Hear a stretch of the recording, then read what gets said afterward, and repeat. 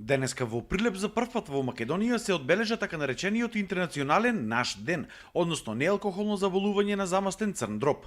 Бројката на заболени од замастен црн дроб во Македонија секојдневно рапидно се зголемувала, а причина е нездравиот начин на живот, начинот на исхрана и немањето на физичка активност. Според лекарите, ваквата состојба најчесто не дава симптоми, па многу од случаите се смета дека се уште не се диагностицирани. Матичните лекари и при најмал сомнеш требало да го препратат пациентот до повисоки инстанции, но и тука имале проблеми. Затоа тука се многу битни систематските прегледи кои што ние ги работиме и анализите кои што тука ги добиваме, се што не е сомнително малку ако видиме некое покачување во трансаминазите, ние тоа треба понатаму да го проследиме и навреме да го испитаме и да го диагностицираме. Тоа е тука нашата главна улога како матични лекари.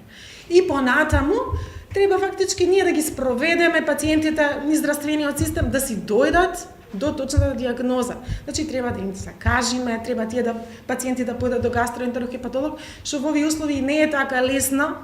Немаме ни доволно специјалисти, немаме ни доволно термини. Практично ние со тој проблем среќаваме секојдневно матичните лекари, немаме термини за да можеме да му закажеме и да го препратиме. Сепак тоа зависи и понатаму и од ажурноста на интернистот. Ние можеме да го патиме до интернист, а интернистот па треба да го препрати на клиника за гастроентерохепатологија каде што дефинитивно ќе му биде поставена диагнозата.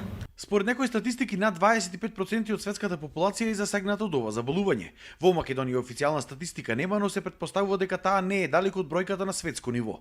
Лек за ова заболување нема и засега единствено решение е здравиот начин на живот. Така што би имале богат појадок, нормален ручек и скромна вечера.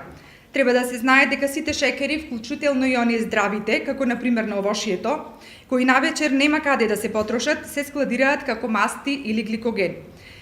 Треба да се планираат оброците во текот на денот со цел да се спречи прегладнување и посегнување по брза и нездрава храна. Секојдневно да се јадат по 5 порции на свеж овош и зеленчук, да се превенира домашно подготвена храна наспрот индустријска храна која содржи скриени масти и шекери. Домашната храна да биде најчесто варена или печена, да не се приготвува предолго, да се одберат оброци кои се подготвуваат термички за пократко време. За зголемување на бројот на пациенти со ова заболување придонесувала сега моментално и целата состојба со коронавирусот. Бројот на пациентите се зголемува.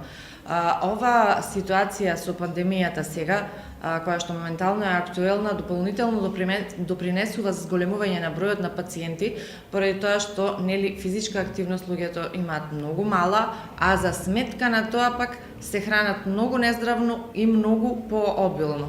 Неидентификувани и нетретирани пациенти со НАШ може да имаат сериозни исходи, вклучувајќи цироза и добивање на карцином на црниот дроб.